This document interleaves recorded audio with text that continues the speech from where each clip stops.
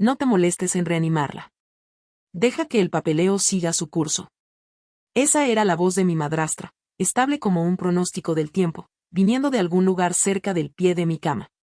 No podía abrir los ojos. Mis brazos no se levantaban. El ventilador empujaba aire hacia mis pulmones en un ritmo que yo no había pedido, y la habitación olía a yodo, a cera para pisos y a algo floral que no tenía lugar en una UCI. La voz de mi hermana llegó después, más baja. ¿Y el marido? Mi madrastra no dudó. Andrés no firmó nada. Yo tengo la directiva. Mis dedos estaban curvados contra la sábana. Los mantuve quietos. Bienvenidos de nuevo a Calm Drama Stories, donde los secretos familiares nunca permanecen enterrados por mucho tiempo. Si es tu primera vez aquí, dale clic a suscribirse y únete a la familia, porque esta historia es una de las más locas que hemos contado. Vamos a entrar en materia. Esa conversación al pie de mi cama ocurrió un lunes, pero la historia que la precedió comenzó mucho antes que las máquinas, antes que los monitores, antes que mi madrastra decidiera que yo valía más para ella muerta que viva. Mi padre, Eduardo Morales, se casó con Janete Herrera cuando yo tenía 17 años. Recuerdo la boda porque fue la primera vez que vi llorar a mi padre desde que enterramos a mi madre. Lágrimas diferentes, eso sí. El funeral de mi madre fue en diciembre, nieve en el estacionamiento, mi padre apretando mi mano tan fuerte que sus nudillos se pusieron blancos. La boda con Janete fue en junio, ceremonia en el jardín detrás de la casa de su hermana, y Eduardo estaba en el altar con esa mirada atónita y agradecida. Como si alguien le hubiera ofrecido un segundo plato en una cena que pensaba que ya había terminado.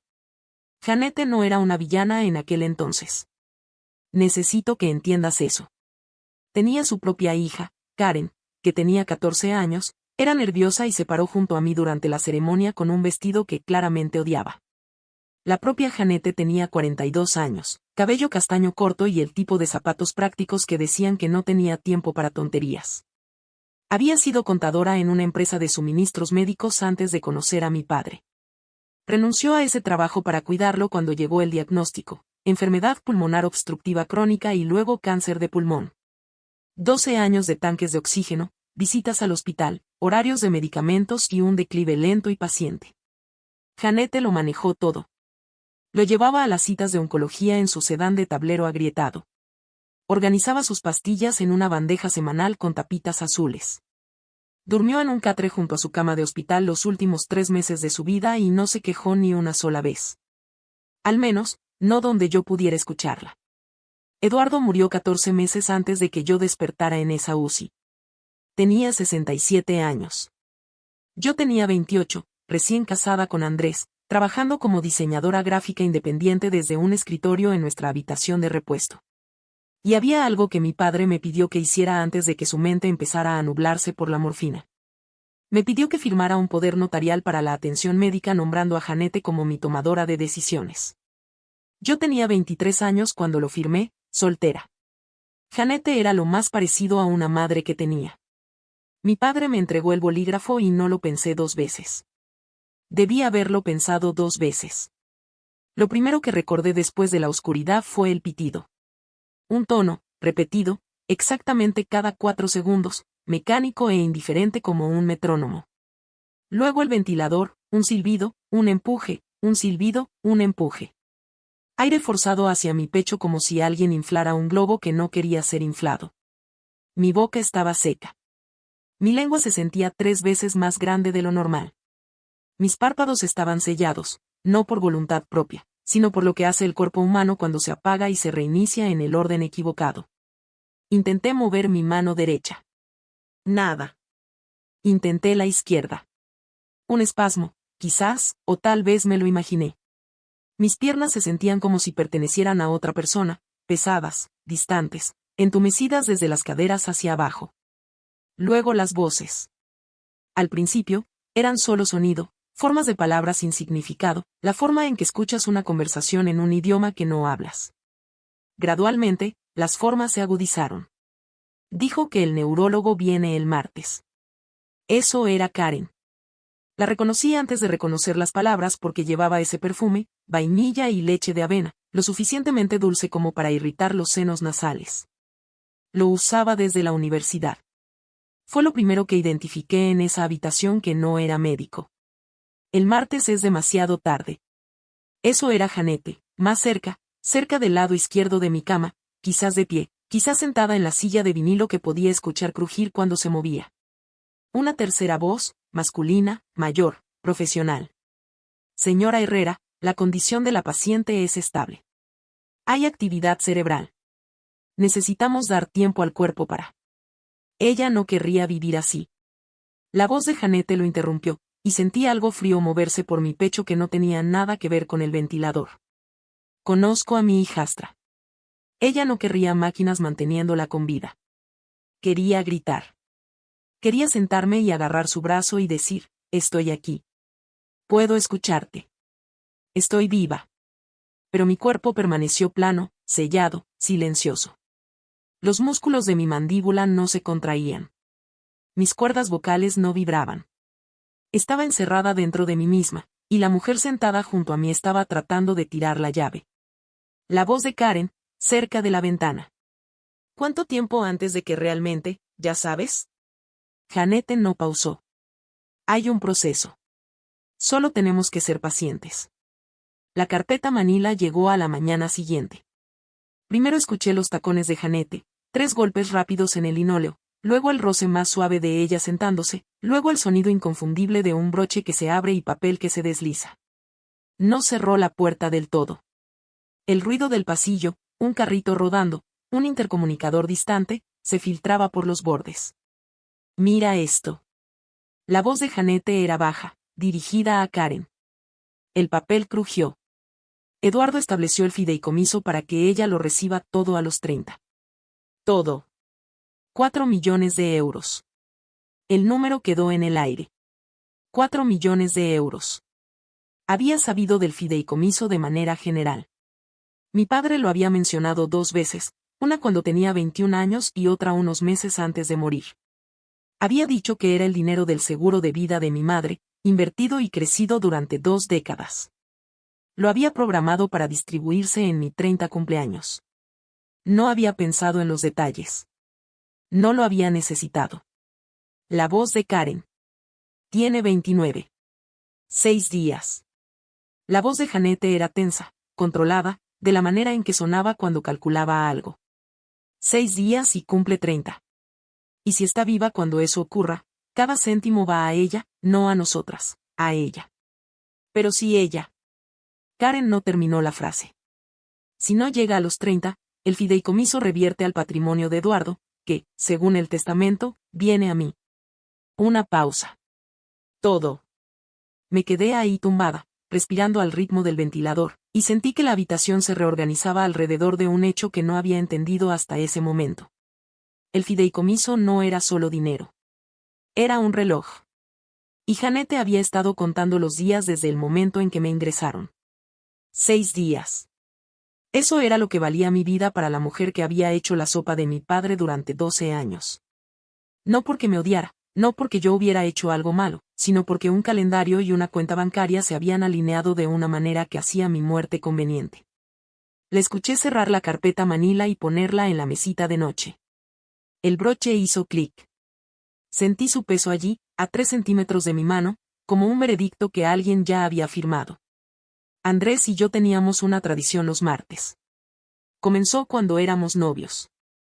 Él trabajaba en construcción, sigue haciéndolo, y su cuadrilla trabajaba de lunes a sábado, madrugones, días largos, el tipo de trabajo que deja las manos en carne viva y la espalda rígida para el miércoles. Pero cada martes al mediodía, sin importar qué, me llamaba. No un mensaje, una llamada. Decía que los mensajes se sentían como dejar una nota en la puerta de alguien en lugar de tocar. La primera vez que llamó, yo estaba sentada con las piernas cruzadas en el suelo de la cocina comiendo cereal directo de la caja y tratando de arreglar un logotipo para un plomero en el barrio norte que quería algo elegante. Pero también resistente. Andrés preguntó qué estaba haciendo. Se lo dije. Se rió. Tenía una carcajada que sonaba como si lo sorprendiera cada vez que salía. Después de casarnos, las llamadas del martes se mantuvieron. A veces duraban 2 minutos, a veces 20. El contenido no importaba. Él me contaría sobre una viga que llegó torcida o un novato en la cuadrilla que no sabía leer un nivel. Yo le contaría sobre un cliente que quería su sitio web más azul, pero no azul. No resolvíamos nada. Solo hacíamos el check-in. La última vez que hablé con Andrés antes del accidente fue un martes por la mañana. Preguntó si necesitaba que me acompañara a la cabaña. Janete había llamado esa mañana, me invitó para el fin de semana, dijo que Karen me extrañaba, dijo que la cabaña necesitaba a alguien joven para ayudar con las canaletas. Le dije a Andrés que no. Estaría bien. Solo eran 2 horas montaña arriba. Él dijo, llámame cuando llegues. Yo dije, siempre lo hago. Tumbada en esa cama de hospital, contando las horas, seguía pensando en esa llamada telefónica. Andrés no sabía que yo estaba aquí, o más bien, creía que lo sabía. Janete le había dicho al hospital que estaba en el extranjero. Lo había llamado y le había dicho que yo estaba estable, descansando, que no se recomendaban visitas. Mi marido estaba en algún lugar ahí fuera, probablemente en una obra, probablemente pensando en llamarme el martes. Sin saber que la mujer en quien confió para cuidarme estaba midiendo la distancia entre mi cumpleaños y mi ataúd. Todavía no sabía nada de esto. Lo aprendí después. Pero tumbada ahí, sentí la ausencia de Andrés como un diente perdido, un hueco donde algo sólido solía estar. La primera vez que Daniela Kowalski entró en mi habitación, no sabía que salvaría mi vida. Entró a las 11:47 de la noche. Sé la hora porque la dijo en voz alta, como hacen las enfermeras cuando registran los signos vitales. Las 11:47, revisando líneas, habitación 412. Su voz era diferente a la de las enfermeras diurnas, más baja, sin prisa, con la firmeza que viene de hacer algo 10.000 veces. Janete y Karen se habían ido horas antes. La habitación estaba oscura salvo por el resplandor azul de los monitores. El pasillo estaba tranquilo. Esa tranquilidad particular de medianoche que tienen los hospitales, donde el silencio en realidad no es silencio, sino un zumbido de maquinaria distante y pasos amortiguados y el ocasional anuncio por el intercomunicador. Daniela me hablaba, no porque pensara que podía escucharla, al menos no esa primera noche, sino porque era lo que hacía. 23 años de enfermería le habían enseñado, me dijo después, que hablarle a los pacientes inconscientes era simplemente una buena práctica. Nunca sabes quién está escuchando, dijo, y es un negocio solitario estar en coma. Bien, querida, revisemos tus líneas. Sus manos eran cálidas y secas, y olían a jabón de betadine, ese olor afilado, limpio y amarino que cada trabajador de hospital lleva en la piel. Ajustó el botero del cuarto, revisó las conexiones del ventilador y presionó 2 dedos en mi muñeca. Profesional, rápida, pero gentil de una manera que se sentía diferente a como Janete me tocaba. Las manos de Janete eran frías, siempre lo habían sido, y cuando tocó mi brazo antes ese día, sus dedos presionaron de una manera que se sentía menos como comprobar mi pulso y más como comprobar la temperatura de la manera en que verificaría si un filete está listo. Daniela escribió algo en un pequeño cuaderno que llevaba en el bolsillo de su uniforme, no el historial del hospital, su propio cuaderno. Después aprendí que llevaba uno por cada turno, cada paciente. Marcas de tiempo, observaciones, cosas que el historial oficial no capturaba, pequeños detalles, patrones. Hizo clic con su bolígrafo, deslizó el cuaderno de vuelta en su bolsillo y se detuvo al pie de mi cama. Aguanta, querida, dijo. Luego salió, sus zapatillas chirriando suavemente en el linóleo, y me quedé sola de nuevo en la luz azul. No lo sabía entonces, pero ese cuaderno se convertiría en el documento más importante de mi vida. Día 2. Janete y Karen regresaron a las 9 de la mañana. Había estado despierta, verdaderamente despierta, no solo flotando, durante casi 30 horas. Había aprendido los ritmos de la habitación, el cambio de turno a las 6, el carrito del desayuno a las 7:30, la enfermera diurna que tarareaba música norteña mientras revisaba los bolsas de 4. Janete acercó la silla de vinilo a mi cama. Escuché las patas raspar el suelo. Karen estaba en algún lugar cerca de la ventana. Podía saberlo por el ángulo de su voz y el leve rascar de su uña en la funda de su teléfono. Estuvieron en silencio unos minutos. Luego Janete dijo, en una voz apenas por encima de un susurro, el mecánico hizo exactamente lo que le pedí. Mi frecuencia cardíaca se disparó. Lo sentí, un impulso en mi pecho, rápido y ardiente, como un puño apretándose detrás de mis costillas. El monitor pitó más rápido, 2 segundos entre pitidos en lugar de 4. Mamá, la voz de Karen era aguda. La máquina. Las dos guardaron silencio. Forcé mi respiración más lenta, conté hacia atrás desde 10 en mi cabeza. 1 Mississippi, 2 Mississippi. El pitido se ralentizó, se asentó. Karen. Eso fue raro. Janete. Las máquinas hacen eso. La enfermera dijo que es normal. Karen esperó un momento, luego, dijiste que solo fueron los frenos fallando. Me dijiste que los frenos fallaron solos. Sí fallaron. La voz de Janete era plana. Solo ayudé a que fallaran. El mecánico aflojó la línea. No era complicado. Carretera de montaña, pendiente pronunciada, sin barandilla en la primera curva. El coche hace el resto. Me quedé perfectamente quieta.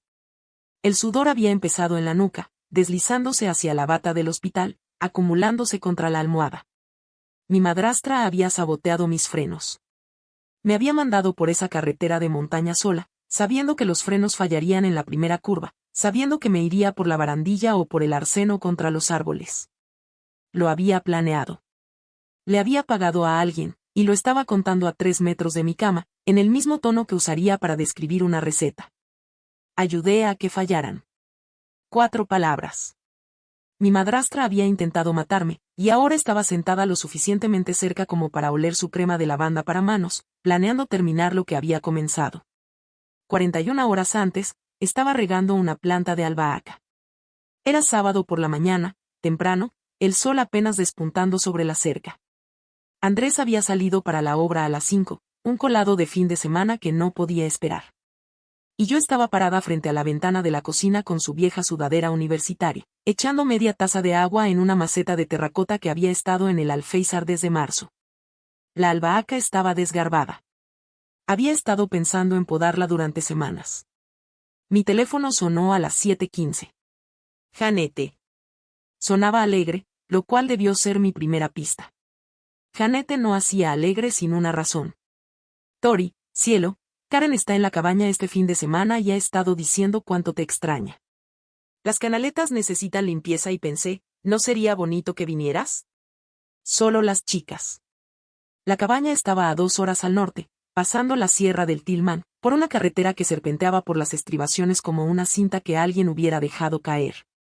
Mi padre la había comprado antes de casarse con Janete, una casa de 3 habitaciones con tejado de hojalata y un porche que daba a un valle lleno de nada. No había estado allí desde el funeral. Dije que sí. No debía haberlo hecho. Pero Karen me había enviado un mensaje 3 días antes sobre sentirse desconectada de la familia. Y yo seguía cargando suficiente culpa por no visitar más como para decirle que sí a casi cualquier cosa que sonara a reconciliación. Salí a las 8. El tono de Andrés, esa canción ranchera que mi padre solía poner en su camioneta, sonó cuando estaba incorporándome a la autopista. Preguntó si necesitaba compañía. Dije que no. La primera hora estuvo bien. La segunda hora, la carretera se estrechó y subió. Noté los frenos alrededor del kilómetro 42. No se fueron, solo estaban suaves. El pedal se hundió más de lo que debía. Lo pisé 2 veces. Agarró, luego se soltó. El volante tembló entre mis manos. La barandilla se me vino encima como una pared plateada. Recuerdo el sonido, un chirrido estrepitoso, metal contra metal. Y luego recuerdo el volante girando suelto y el parabrisas poniéndose blanco y un pensamiento, claro y tranquilo y completamente ridículo. Esta mañana no regué mi planta de albahaca. Luego nada. Nada durante 3 días. De vuelta en la UCI, día 2, a media mañana. Janete estaba hablando por teléfono en el pasillo y la puerta estaba abierta unos 4 centímetros, suficiente para que su voz llegara. Sí, su marido está en el extranjero en un proyecto de construcción. Ha sido difícil contactarlo. Una pausa. No, soy su tomadora de decisiones designada. Tengo la directiva de atención médica aquí mismo. Escuché a la enfermera diurna murmurar algo de acuerdo. Luego Janete. Preferiría que limitáramos las visitas. Los médicos dicen que la estimulación podría retrasar su recuperación. sin llamadas a la habitación, sin visitantes externos sin mi aprobación. La enfermera, joven por el sonido de su voz, probablemente nueva en el piso, dijo, por supuesto, señora Herrera. Lo anotaremos en el historial. Andrés no estaba en el extranjero. Andrés estaba a 40 minutos de distancia, en una obra en el municipio de Barlow, probablemente comiendo un sándwich de la gasolinera en la carretera 11 y revisando su teléfono buscando un mensaje mío que no llegaba. Janete lo sabía. Lo había llamado el día en que me ingresaron. Lo reconstruí después, y le dije que los médicos tenían todo bajo control, que yo estaba sedada, descansando, y que las visitas solo complicarían el proceso. Había usado palabras como protocolo y periodo de observación y el equipo médico recomienda, palabras que suenan suficientemente oficiales como para hacer dudar a un marido preocupado. Y Andrés confió en ella. ¿Por qué no lo haría? Era familia. Había hecho la sopa de Eduardo durante 12 años.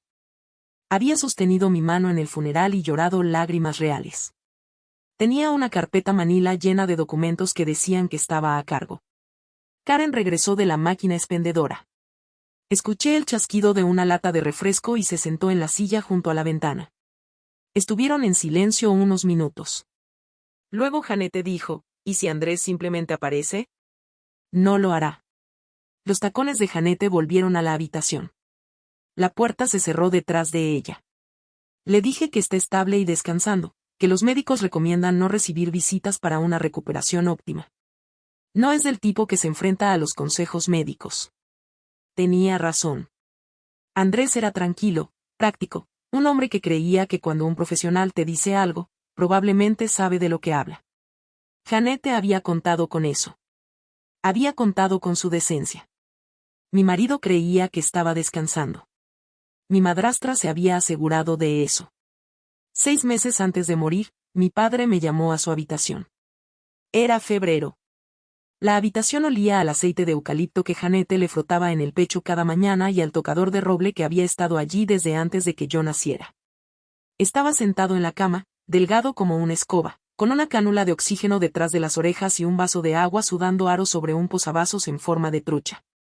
Siéntate, Tori. Dio palmaditas al borde de la cama. Su mano era en su mayoría hueso para entonces, dedos largos, venas marcadas, piel como papel de seda, pero todavía cálida. Siempre cálida.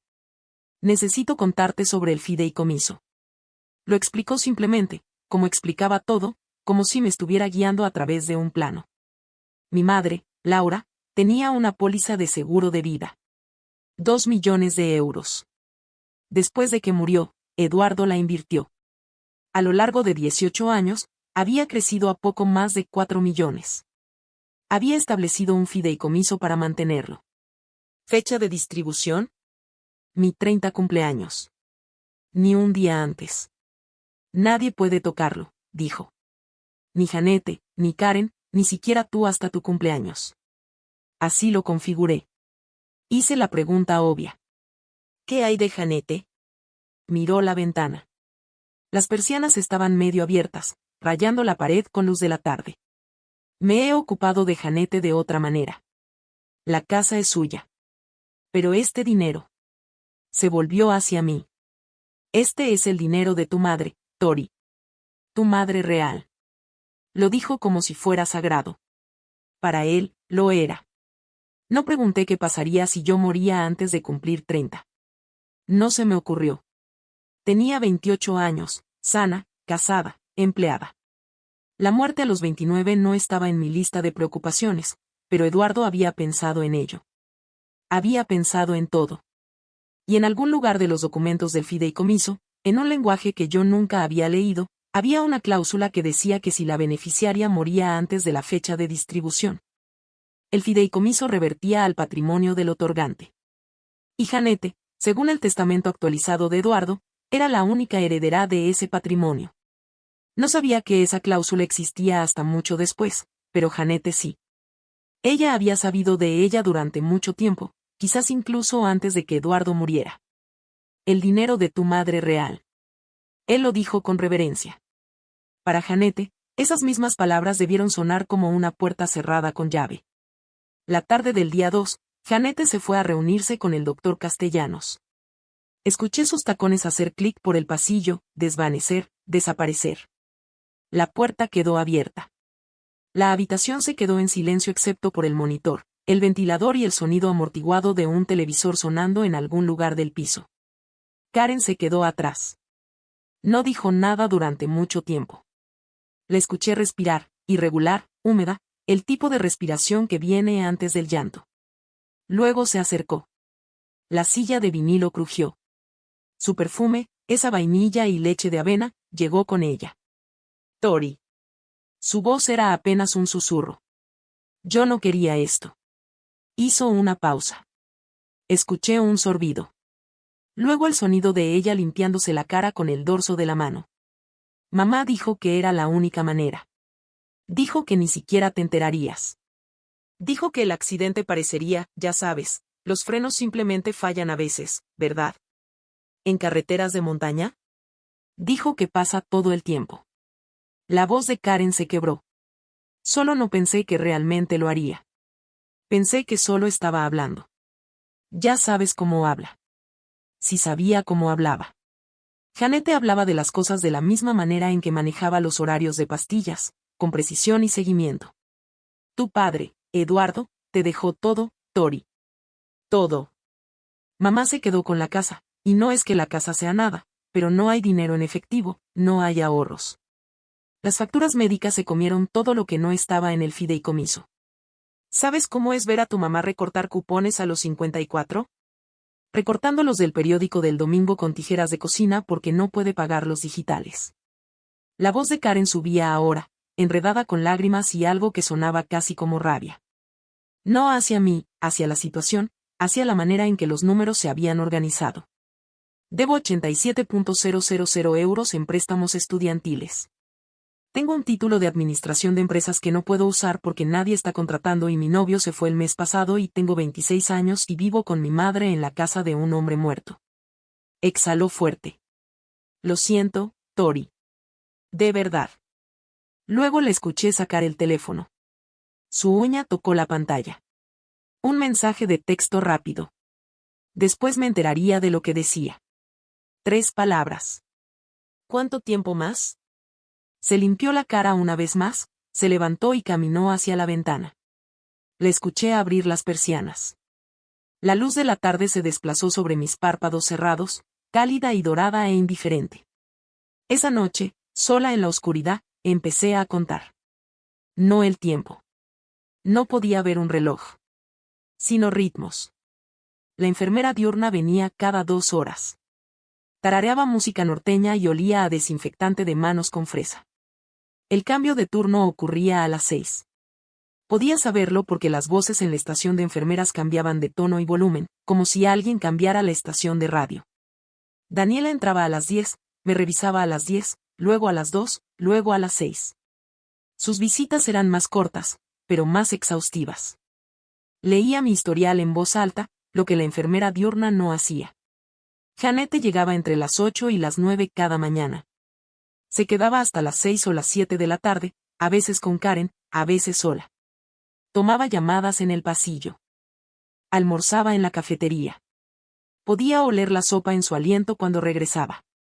Empecé a mapear mi día alrededor de estos patrones, las ventanas de seguridad, los tramos en que nadie estaba mirando. Entre las 2 y las 6 de la mañana, el lapso de Daniela, estaba sola. Usé esas horas para probar mi cuerpo. Comencé con mis dedos del pie, el pie derecho primero. Un encogimiento, un estiramiento, una liberación. Dolía. Un dolor eléctrico profundo que iba desde mi tobillo hasta mi cadera. Pero ocurrió. Movimiento. Movimiento voluntario, deliberado. Luego mis dedos. Mi mano izquierda era más fuerte que la derecha, tal vez porque el cuarto estaba en mi brazo derecho y la cinta restringía mi movimiento. Practiqué hacer un puño bajo la sábana. Abrir, cerrar. Abrir, cerrar. Como apretar una de esas pelotas de goma para estrés que Andrés guardaba en su camioneta. Mi garganta era el mayor problema. Podía tragar. El ventilador forzaba el aire, pero los músculos de mi garganta aún funcionaban lo suficiente para manejar la saliva. Pero mi voz estaba bloqueada detrás de algo que no podía identificar. Ya fuera debilidad o hinchazón o pura confusión neurológica, no lo sabía. Intenté susurrar una vez, en la oscuridad, y lo que salió fue menos que un susurro, un silbido de aire sin forma. No tenía teléfono, ni voz, ni manera de sentarme. Pero tenía algo que Janete no sabía. Estaba despierta.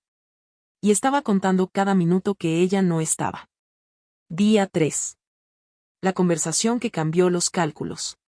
Janete atrapó al doctor Castellanos fuera de mi habitación. La puerta estaba abierta a unos 6 centímetros, suficiente para escuchar todo si aguantaba la respiración y dejaba que el ventilador hiciera el trabajo. Doctor Castellanos, necesito hablar sobre el plazo. La voz de Janete era medida, cortés, con una corriente de acero. Ella lleva 3 días en coma. El EEG muestra actividad cerebral mínima. Tengo la directiva avanzada autorizando la retirada del tratamiento de soporte vital. Castellanos habló despacio. Tenía el tipo de voz que llevaba peso sin volumen, la voz de alguien que había dado malas noticias 1000 veces y sabía que la velocidad era el enemigo de la claridad. Señora Herrera, entiendo su posición y respeto la directiva. Pero el protocolo del hospital requiere 72 horas adicionales de observación antes de que podamos proceder con la retirada del soporte vital. Esto nos da tiempo para... ¿72 horas? La compostura de Janete se deslizó por medio segundo. Eso es casi pasada su... Silencio. Sentí la pausa en mi pecho. ¿Pasada su qué, señora Herrera? Una pausa. 2. Pasada lo que puedo manejar emocionalmente. He estado aquí todos los días. Necesito un cierre. Castellanos no se lo creyó.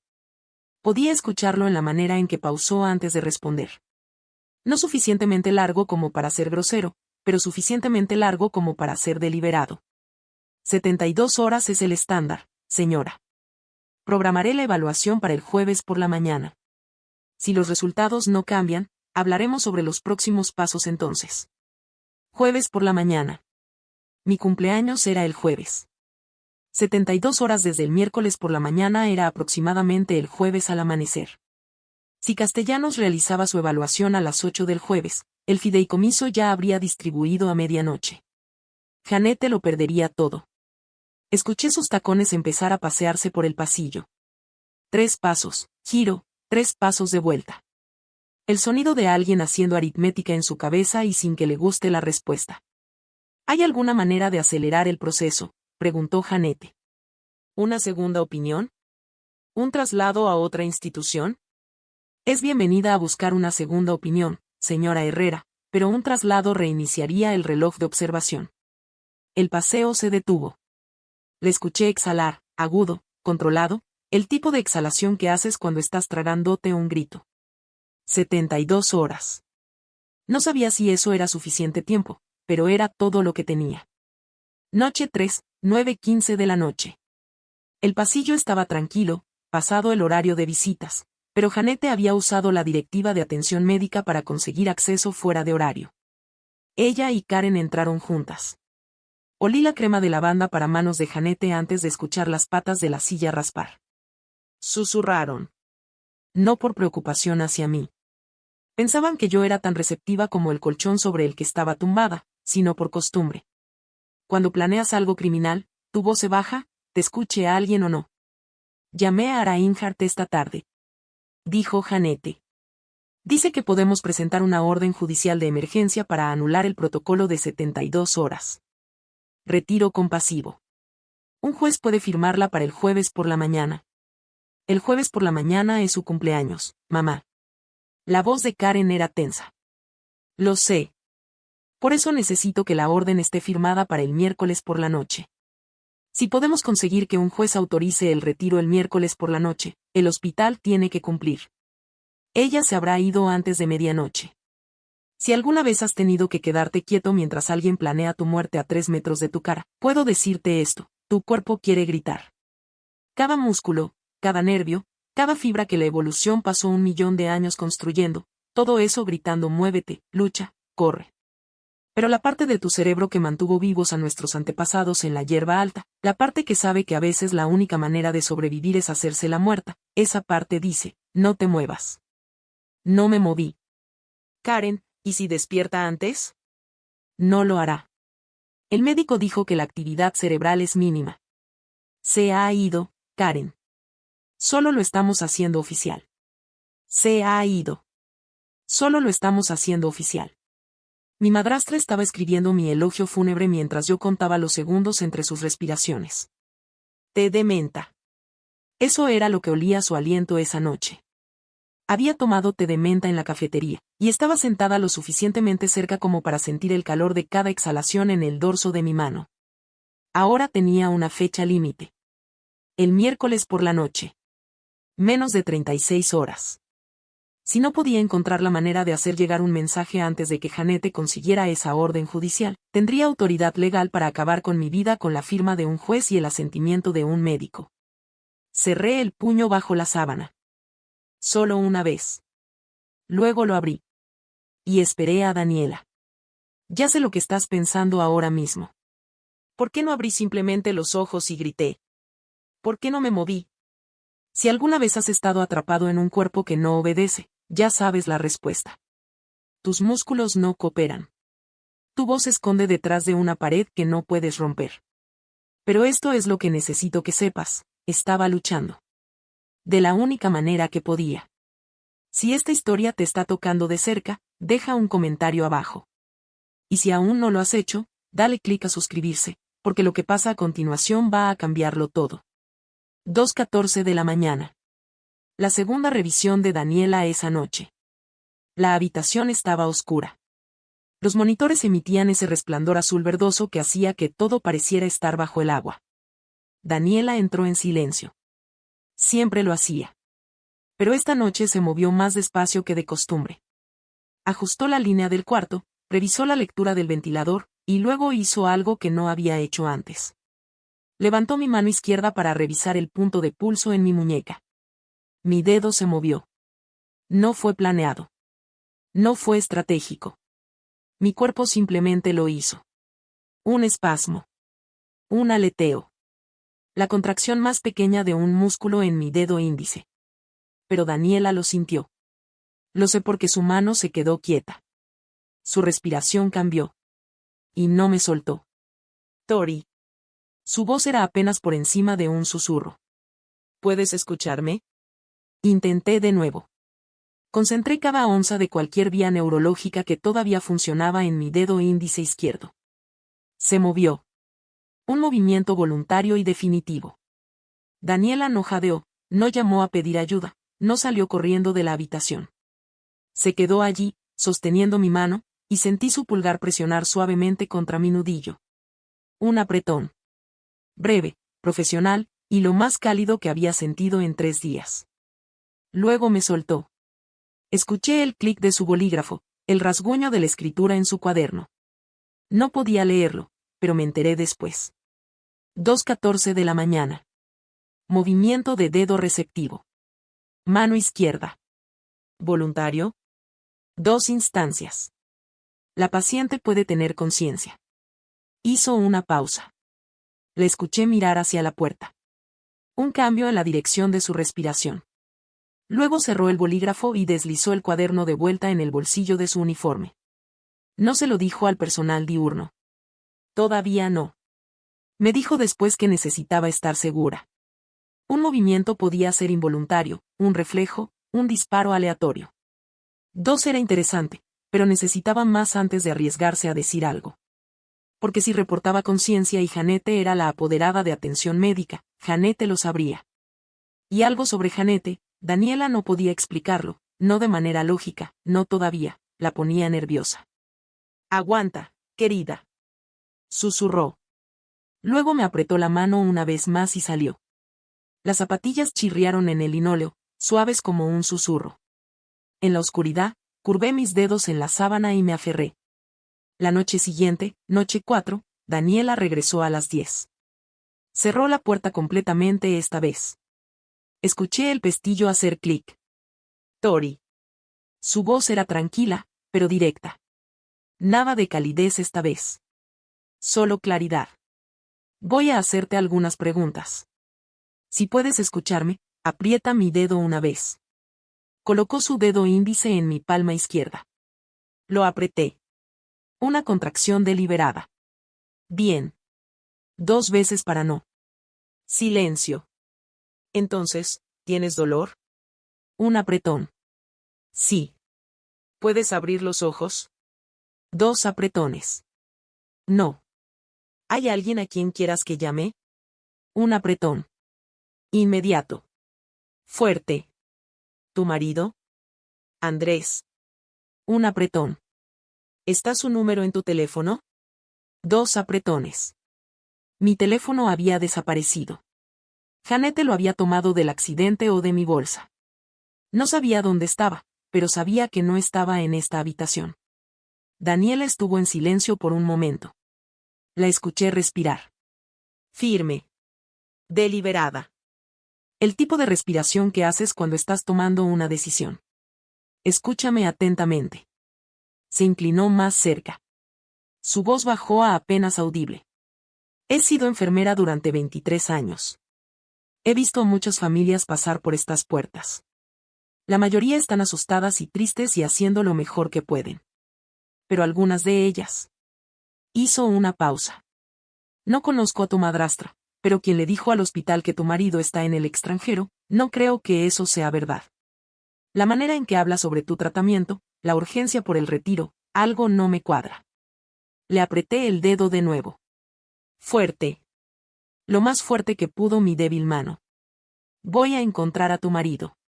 Usaré tus registros anteriores. Estuviste aquí hace 2 años por un esguince de muñeca, y debería haber un contacto de emergencia en el archivo. Lo llamaré mañana. Volvió a hacer una pausa. Pero necesitas hacer algo por mí. Necesitas quedarte quieta. No dejes que nadie sepa que estás consciente. Ni las enfermeras diurnas. Ni el doctor Castellanos. Ni nadie que pudiera mencionárselo a tu madrastra. ¿Puedes hacer eso? Un apretón. No dejes que nadie sepa. 4 palabras, pero esta vez estaban de mi lado. Me dio palmaditas en la mano, se levantó y abrió la puerta. La luz del pasillo cortó un delgado rectángulo en el suelo. Luego se fue, y me quedé sola de nuevo. Y por primera vez en 4 días, sentí algo más que miedo. Sentí como si alguien nuevo estuviera de mi lado. Miércoles por la mañana. Día 5. El día antes de mi cumpleaños. Janete llegó a las 7, más temprano de lo habitual. Le escuché antes de que llegara a mi habitación, hablando por teléfono en el pasillo. Su voz recortada y de negocios. La Janete que le mostraba a las enfermeras era suave, apenada, una madrastra devota luchando con una decisión imposible. La Janete del teléfono era alguien completamente diferente. Necesito la orden firmada hoy. Dijo. No mañana. Hoy. Me dijeron que el juez podría tenerla lista para. Pausa. El miércoles por la tarde. Sí. Iré al juzgado si tengo que hacerlo. Otra pausa. Más larga. Porque cada día que esperamos es otro día que ella sufre. Eso es lo que le diré al juez. Retiro compasivo. Compasivo. Usó esa palabra como una herramienta. Algo que recoges, usas y vuelves a guardar en el cajón. Janete terminó la llamada y entró a la habitación. Escuché llegar a Karen unos minutos después. La vainilla con leche de avena. La lata de refresco. El rascar de la funda del teléfono. El abogado dice que podemos conseguir una orden judicial para esta noche. Le dijo Janete a Karen. El juez ha acordado una audiencia de emergencia. Por razones humanitarias. Esta noche. La voz de Karen era débil. Eso significa. Significa que vamos al hospital esta noche con la orden. El doctor Castellanos tiene que cumplir. El retiro comienza antes de medianoche. Janete hizo una pausa. Y para la mañana, habrá terminado. El jueves por la mañana es su cumpleaños, mamá. Sé qué día es, Karen. Las palabras aterrizaron en la habitación como piedras arrojadas a un estanque. Sentí las ondas en el silencio que siguió. No podemos solo. Karen comenzó. No. La voz de Janete era plana. No podemos solo esperar. Si cumple 30, no recibimos nada. Ni un céntimo. ¿Lo entiendes? Tus préstamos estudiantiles, mis facturas médicas, los pagos de la hipoteca que Eduardo dejó de pagar cuando murió, nada de eso se paga. Volvemos a recortar cupones. ¿Es eso lo que quieres? Karen no respondió. El miércoles por la noche. Ese era el nuevo plazo. No 72 horas. Janete había encontrado la manera de sortear el protocolo. Un juez, una orden judicial, un papel que autorizaría al hospital a desconectar mi ventilador antes de que diera la medianoche. Tenía quizás 12 horas. Daniela tenía quizás 12 horas. Mi cumpleaños era mañana. Janete me quería muerta para esta noche. Era martes. No lo sabía en ese momento. Los días se habían fundido en un largo zumbido fluorescente. Pero era martes. Y los martes, Andrés llamaba. No me llamó a mí porque mi teléfono había desaparecido, y el hospital había recibido instrucciones de no dejar pasar llamadas. Pero estaba a punto de recibir una llamada de alguien más. Daniela encontró el número de Andrés en los registros del hospital. Mi contacto de emergencia de un esguince de muñeca de hace 2 años. Llamó desde la sala de descanso de las enfermeras durante su pausa para el almuerzo a las 12:15, que me dijo después era la única ventana que tenía sin vigilancia de la enfermera jefa en el turno diurno. Andrés contestó al segundo timbre. Siempre lo hacía los martes. Daniela me contó que la conversación duró 4 minutos. Ella habló primero. Señor Morales, mi nombre es Daniela Kowalski. Soy enfermera registrada en el Centro Médico de la Rambla. Su esposa, Tori, está en la UCI. Ha estado aquí desde el sábado. Silencio. Luego la voz de Andrés rompiéndose.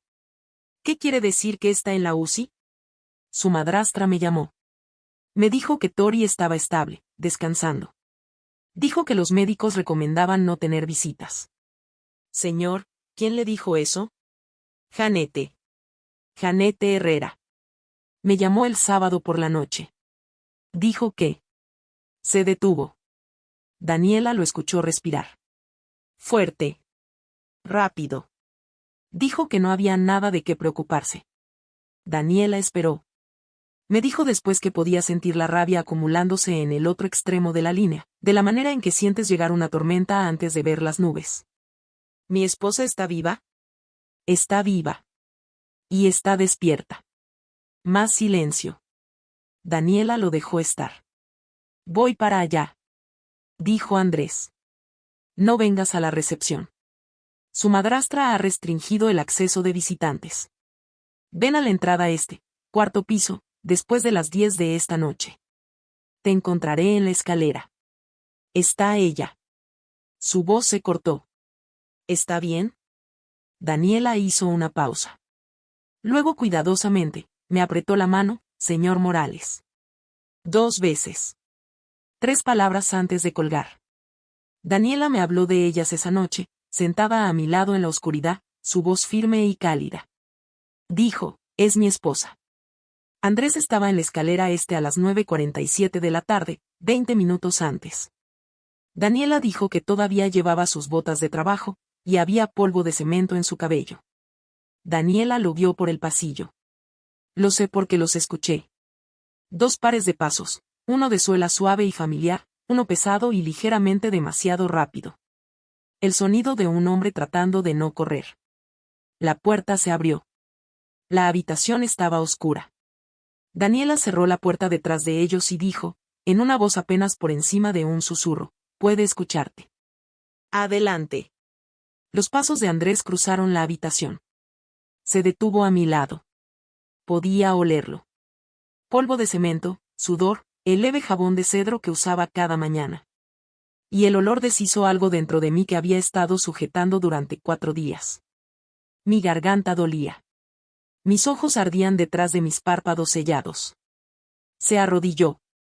Sentí sus rodillas golpear el suelo, sentí el colchón moverse cuando se inclinó hacia adelante. Luego su mano, áspera, grande, cálida de correr por el estacionamiento, se envolvió alrededor de mi mano izquierda y sostuvo. Estoy aquí. Su voz era espesa, rota por la mitad, la voz de un hombre luchando contra todo en su cuerpo para mantenerse en silencio. Estoy aquí, Tori. No me voy. Le apreté la mano. Un apretón, el más fuerte que había conseguido desde que desperté. Lo escuché exhalar, un aliento tembloroso e irregular, y luego silencio. El tipo de silencio que ocurre cuando alguien llora sin hacer sonido. Hombros temblando, mandíbula apretada, lágrimas cayendo en las sábanas del hospital. Daniela le dio un minuto. Luego acercó una silla y se sentó frente a él. Necesito contarte lo que ha estado pasando. Su voz era tranquila, clínica. Explicó el poder notarial. Explicó el comportamiento de Janete. Las restricciones de visitantes, la urgencia sobre el retiro, la orden judicial que se estaba tramitando. Explicó el protocolo de 72 horas y el intento de Janete de eludirlo. Explicó lo que había escuchado a través de puertas entreabiertas y anotado en su cuaderno. Andrés escuchó. Sentí su mano apretarse alrededor de la mía a medida que cada pieza encajaba. Cuando Daniela terminó, la habitación estaba en silencio. Luego Andrés dijo, ¿qué hacemos? Llamas a un abogado. Dijo Daniela. Esta noche. Preferiblemente uno especializado en fideicomisos y sucesiones. Y luego llamas a la policía. Andrés no me soltó la mano el resto de la noche. Se sentó en la silla de vinilo hasta las 5 de la mañana, cuando Daniela le dijo que necesitaba irse antes de que llegara el turno diurno. Se levantó, presionó sus labios en mi frente y susurró algo que guardaré entre nosotros. Su mano fue lo último que sentí antes de que se fuera. Áspera, cálida, firme. Sin soltar hasta el último segundo. Miércoles por la mañana, 7:15. Andrés se había ido a las 5. Estaba sola. La puerta se abrió. Sin llamar. Lo primero que noté fue el perfume. Vainilla con leche de avena. Y mis ojos se apretaron tanto que dolió. Karen se sentó. No dijo nada durante mucho tiempo. La escuché poner una taza de café. El raspado del cartón sobre la mesita de noche. Y moverse en la silla. Luego se inclinó hacia adelante. Estaba cerca. Lo suficientemente cerca para sentir su aliento en mi cara. Cálido con café y algo ácido por debajo. Me estaba mirando. Podía sentir el peso de su mirada como una mano presionada contra mi mejilla. Tus párpados se movieron. Mi frecuencia cardíaca se disparó. Lo sentí. Un salto. Un tartamudeo. Y recé para que el monitor no me traicionara de nuevo. Mantuve mi cara en blanco. Relajé la mandíbula. Dejé que mi respiración siguiera el ritmo del ventilador. Dentro. Fuera. Dentro. Fuera. Karen estaba en silencio. El monitor pitó. 4 segundos. 4 segundos. 4 segundos. Lo dijo como si estuviera decidiendo algo. Le escuché recostarse en la silla. Luego inclinarse hacia adelante de nuevo. Su mano tocó mi muñeca. Ligera. Insegura. No como una enfermera. Más como alguien pinchando un fuego que cree que podría estar todavía encendido. No me moví. Ni un destello. Ni un espasmo. Me vacié. Dejé que cada músculo se aflojara. Dejé que mi cara se convirtiera en la cara de alguien que ya se había ido, de la manera en que Janete quería que me viera. Karen se levantó. Su silla raspó el suelo. Le escuché caminar hacia el umbral y detenerse. Mamá. Su voz en el pasillo. Creo que podría ser más receptiva. Sus párpados se movieron. Y su frecuencia cardíaca subió por un segundo. La voz de Janete regresó, distante pero clara. Son solo reflejos. El médico dijo que ocurre. Movimiento involuntario de ojos, fluctuaciones en la frecuencia cardíaca, no significa nada. No te preocupes por eso. Parecía que ella. Karen. La voz de Janete se endureció. No está despierta. El neurólogo lo confirmó. No va a volver. Karen no discutió, pero tampoco se fue del umbral. Se quedó allí durante otros 10 segundos. Podía sentir sus ojos en mi cara como el calor de un horno abierto, y mantuve cada músculo de mi cuerpo tan quieto que mi propio corazón sonaba como un tambor en una catedral. Luego se giró y se fue. Andrés llamó a Martín Falcón a las 6:30 del miércoles por la mañana, sentado en su camioneta en el estacionamiento del hospital con el motor apagado y las ventanas abiertas. Falcón era el abogado que había redactado el fideicomiso de Eduardo 15 años atrás. Tenía 71 años, semi-retirado, y contestaba el teléfono de la manera en que lo hace la gente de su generación, al tercer timbre, con su nombre completo. Martín Falcón. Andrés le contó todo. Lo escuché después, en piezas, de Andrés, de Falcón, del informe policial, y lo ensambló de la manera en que ensamblas un rompecabezas cuando ya sabes cómo debe verse la imagen. Falcón confirmó el fideicomiso. 4.200.000 euros. Fecha de distribución, el jueves a las 12:01 de la mañana. Si Tori muere antes de la distribución, el fideicomiso revierte al patrimonio de Eduardo. Janette Herrera, como única beneficiaria del patrimonio, recibe todo. Si tu esposa está viva a medianoche de esta noche, dijo Falcón, el fideicomiso se distribuye automáticamente. La señora Herrera no recibe nada. Está viva, dijo Andrés. Y está despierta. Falcón llamó al detective Moreno en la oficina del sheriff del condado. Moreno tenía 43 años, era exmilitar, según Daniela, el tipo de detective que lo escribía todo y tomaba decisiones como si estuviera desactivando artefactos explosivos. Cuidadosamente, metódicamente, sin movimientos desperdiciados. Moreno quería evidencia. Daniela la proporcionó. Su cuaderno, 23 años de hábito, contenía entradas con marcas de tiempo que cubrían cada turno desde que Tori fue admitida.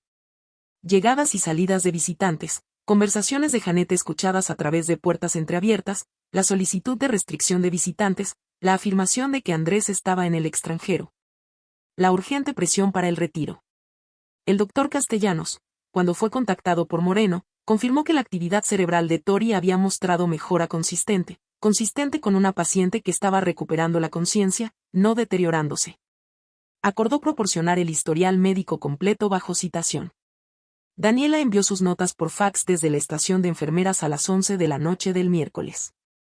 La máquina de fax zumbó, hizo clic y escupió 18 páginas de marcas de tiempo y observaciones, cada una escrita con la misma escritura apretada y cuidadosa. 23 años de enfermería, cada marca de tiempo, cada visitante, cada susurro que había escuchado a través de una puerta entreabierta. Daniela no sabía que estaba construyendo un caso. Solo estaba haciendo su trabajo, de la misma manera en que lo había hecho en cada turno desde 2003, de la misma manera en que lo hacía cuando nadie miraba. La carpeta Manila, la que Janette había llevado a mi habitación el primer día, la que había dejado en mi mesita de noche con ese clic decisivo del broche. El detective Moreno obtuvo una copia de la directiva de atención médica que Janette había proporcionado al hospital.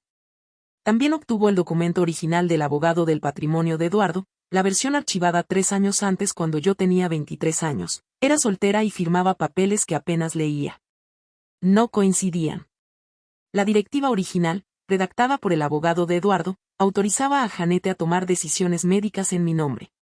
Opciones de tratamiento, aprobaciones de medicamentos, traslados hospitalarios. Alcance estándar para un poder notarial de atención médica. En ninguna parte del documento original había mención alguna del tratamiento de soporte vital. En ninguna parte autorizaba el retiro de ventilación, alimentación o reanimación. La versión que Janette le dio al hospital tenía una página adicional, la página 4 de 4. El original tenía 3 páginas. Esta cuarta página contenía una cláusula específica que autorizaba al agente de atención médica a dirigir el retiro de las medidas de soporte vital, incluyendo la ventilación mecánica. En caso de que se determine que el paciente se encuentra en un estado vegetativo persistente. Mi firma estaba al final, excepto que no era mi firma. El analista forense de Moreno identificó que era una copia escaneada de mi firma del documento original, colocada digitalmente en la página falsificada. La resolución era buena, suficientemente buena para engañar a un administrador hospitalario revisando papeleo en la admisión, pero bajo ampliación. La densidad de la tinta era uniforme de una manera en que una firma de bolígrafo sobre papel nunca lo es. Janette había añadido una página que se daba permiso a sí misma para matarme y la firmó con mi propia cara. Moreno llamó a Andrés a las 11:30 de la noche del miércoles. Tenemos suficiente, dijo. Intento de asesinato, el sabotaje de los frenos. Conspiración para cometer asesinato, El plan de retirar el soporte vital. Falsificación, la directiva alterada. Podemos arrestarla por la mañana. ¿Por la mañana? La voz de Andrés era aguda. Ha presentado una orden judicial. No será concedida. He contactado al secretario del juez. Pero si la arrestamos esta noche, revelamos nuestra mano y perdemos la capacidad de documentar el intento de orden judicial como evidencia adicional.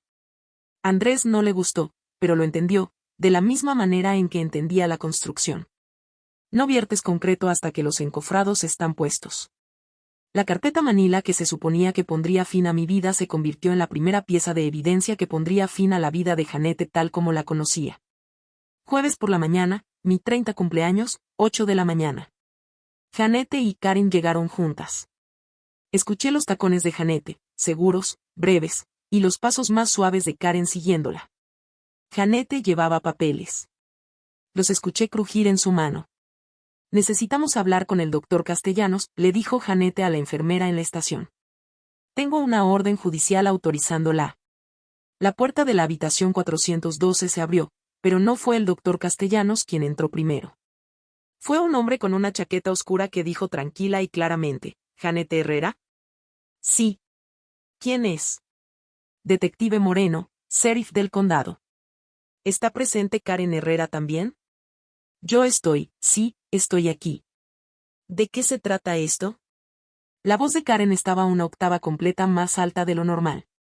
Janete Herrera y Karen Herrera están arrestadas por intento de asesinato, conspiración para cometer asesinato y fraude. La habitación guardó silencio. No el silencio del hospital. Silencio. El tipo de silencio que devora el sonido. Esto es absurdo. La voz de Janete era tensa, controlada, pero podía escuchar los bordes desgarrándose. Está en coma. Usted no puede posiblemente. Abrí los ojos. La luz me golpeó como una pared, blanca, fluorescente, cegadora después de 5 días de oscuridad. Parpadeé, una vez, 2 veces. La habitación se balanceó. Las formas se resolvieron.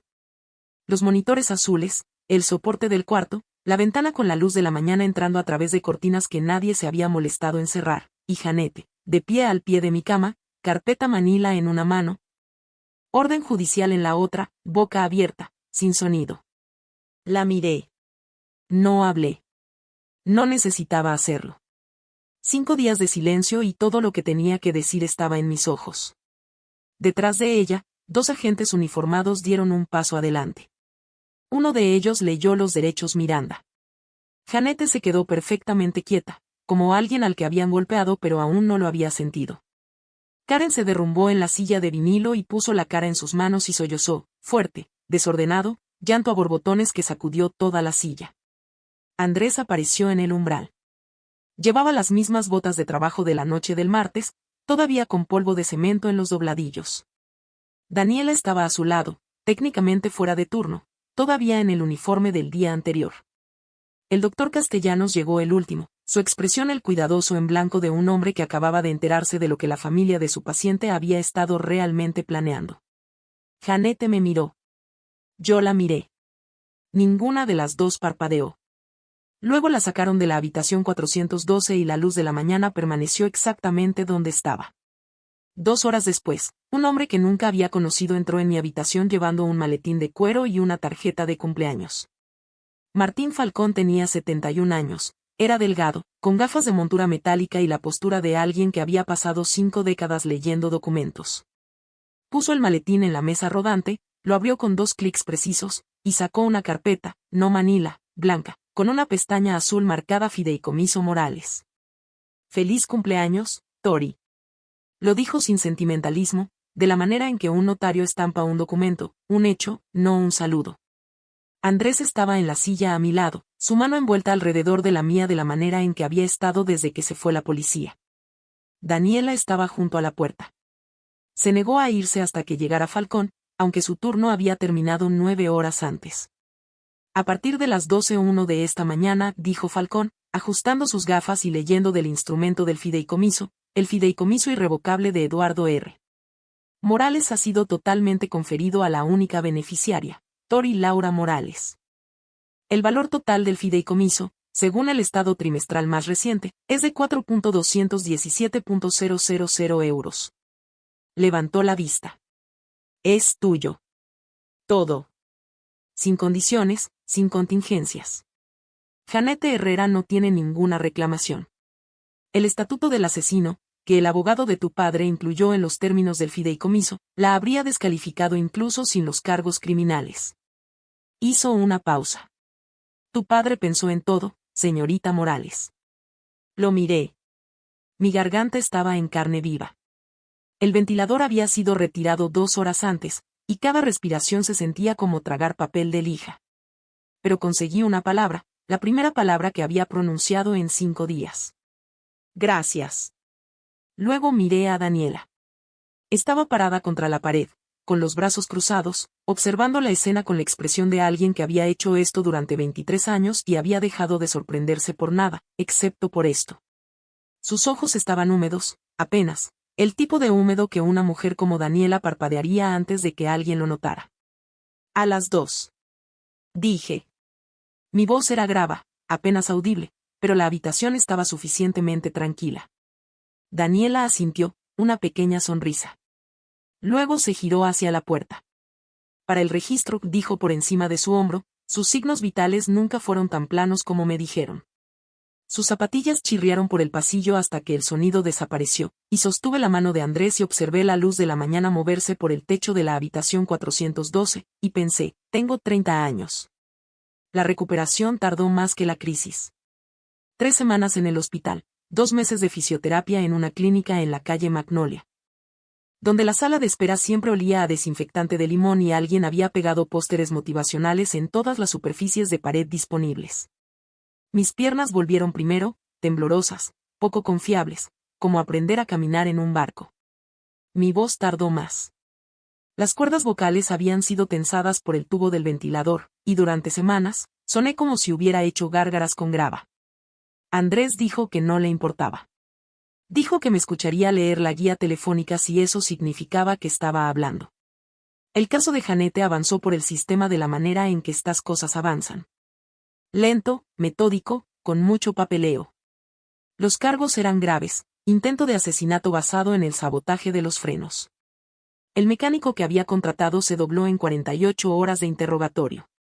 Conspiración para cometer asesinato basada en el plan documentado de retirar el soporte vital antes de la distribución del fideicomiso. Falsificación por la Directiva de Atención Médica Alterada. El análisis forense del documento fue definitivo. Se negó la fianza de Janete. El juez citó riesgo de fuga y la gravedad de los cargos.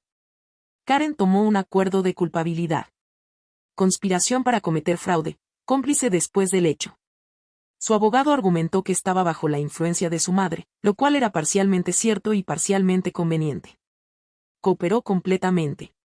Proporcionó mensajes de texto, confirmó la línea de tiempo, testificó sobre conversaciones que yo ya había escuchado desde mi cama de hospital.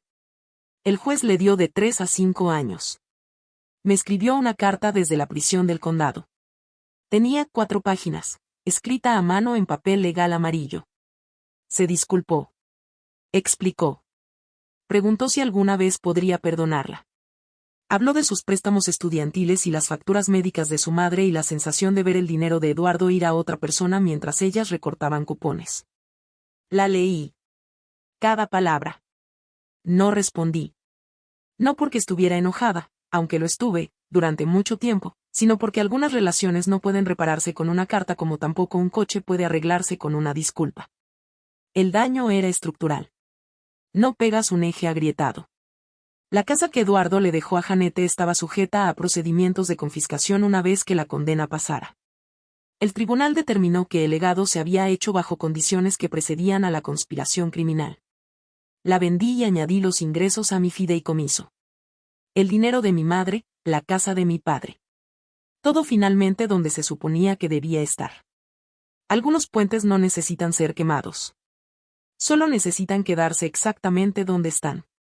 Sin que nadie los cruce. 6 meses después estaba sentada en mi escritorio. La habitación de repuesto seguía siendo la habitación de repuesto. El mismo escritorio, la misma ventana, la misma vista al patio trasero. Pero se sentía diferente ahora. Había repintado las paredes. Verde pálido, como salvia. Andrés dijo que parecía un consultorio médico. Le dije que parecía una habitación donde alguien todavía estaba vivo para elegir colores de pintura. El proyecto de diseño gráfico en mi pantalla era para una panadería en Cupertino. Querían un logotipo. Algo cálido. Algo con flores. Estaba en mi tercer borrador. Y ninguno de ellos se sentía bien. Pero no estaba frustrada. Solo estaba trabajando. Trabajar se sentía como respirar. Ordinario, automático y completamente precioso. Mi teléfono sonó al mediodía. Martes. El número de Andrés. Hola. Su voz era tranquila, firme. La voz de un hombre llamando desde un descanso para el almuerzo en una obra con aserrín en las mangas. ¿Cómo va el logotipo? Con muchas flores. Se rió. Esa carcajada. La que todavía lo sorprendía cada vez que salía. ¿Quieres que traiga algo a casa? Solo tú. Trato. Colgué y miré por la ventana. En el alféizar de la cocina, donde siempre había estado, la planta de albahaca estaba en su maceta de terracota. La había trasplantado en agosto después de que la maceta vieja se agrietara durante una ola de calor. La nueva maceta era un poco más grande, con espacio para crecer. La albahaca se había adaptado inmediatamente, de la manera en que lo hacen las cosas vivas cuando les das un poco más de espacio. Pensé en ese sábado por la mañana, la última mañana normal, la que precedió a la carretera de montaña y los frenos fallando y los 5 días más largos de mi vida. Estaba parada en esta ventana echando media taza de agua en esa maceta y mi mayor preocupación era si podar los tallos desgarbados. Luego Janete llamó y yo dije que sí. Me levanté del escritorio y caminé hasta la cocina. Corté 3 hojas de albahaca con unas tijeras. Las dejé en la tabla de cortar para la cena de esta noche. Las hojas eran de un verde brillante, casi translúcidas a la luz de la tarde. El color de algo que había sobrevivido una sequía y había vuelto más grueso.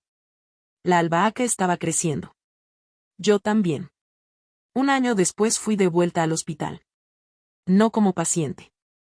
Entré por la entrada la misma que Andrés había usado aquella noche del martes, y tomé el ascensor hasta el 4.º piso. El pasillo era el mismo. El linóleo, el intercomunicador amortiguado, el particular zumbido de las máquinas detrás de puertas cerradas. Eran las 10 de la noche. El turno de Daniela. Esperé junto a la escalera. Llevaba una caja. Blanca, rectangular, atada con una cinta sencilla. Dentro había un par de zapatos de enfermería. Buenos. Del tipo con plantillas de memoria y arcos reforzados porque investigué qué querían las enfermeras y la respuesta, aparentemente, era siempre mejores zapatos. Daniela dobló la esquina a las 10:12, con su uniforme de enfermera, su cuaderno en el bolsillo, el estetoscopio alrededor del cuello. Me vio y se detuvo. Tori. Dijo mi nombre como si estuviera confirmando un diagnóstico. Hola, Daniela. Extendí la caja. La miró. Me miró a mí. Luego la tomó. Abrió la tapa y sacó un zapato. Lo sostuvo bajo la luz fluorescente y lo dio vuelta entre sus manos como si estuviera inspeccionando una pieza de evidencia. No tenías que hacer esto. Tú no tenías que apretarme la mano a las 2 de la mañana. Pero lo hiciste. Me miró un largo momento. Luego puso el zapato de vuelta en la caja y metió la caja bajo su brazo. Nos abrazamos. Corto, apretado. El tipo de abrazo entre 2 personas que saben que cualquier cosa más larga requeriría una conversación que ninguna de las 2 estaba lista para tener. Sal de aquí, dijo, pero estaba sonriendo. Tengo pacientes. Caminé de regreso por el pasillo. Pasé por la habitación 412. La habitación de alguien más ahora. Los monitores de alguien más. La lucha de alguien más. A través de la entrada hacia el estacionamiento. Me senté en mi coche 1 minuto. El motor estaba apagado. Las ventanas estaban abiertas. El aire nocturno olía a hierba cortada y el primer filo frío del otoño. Algunas personas salvan tu vida con cirugía. Algunas lo hacen con una llamada telefónica a las 2 de la mañana. Daniela salvó la mía con un cuaderno, un apretón y unas zapatillas que chirriaban. Arranqué el coche, salí del estacionamiento y conduje a casa con los ojos bien abiertos. Esa es la historia de Tori. 5 días de silencio. Una enfermera que lo notó. Y un cumpleaños que llegó justo a tiempo. Si esta historia te recordó verificar tu directiva de atención médica o actualizar tus contactos de emergencia, tómalo como una señal. Hazlo hoy. Y si conoces a alguien que necesite escuchar esto, comparte este video con ellos. Gracias por estar aquí. Deja un comentario, dale clic a suscribirse y te veo en el próximo.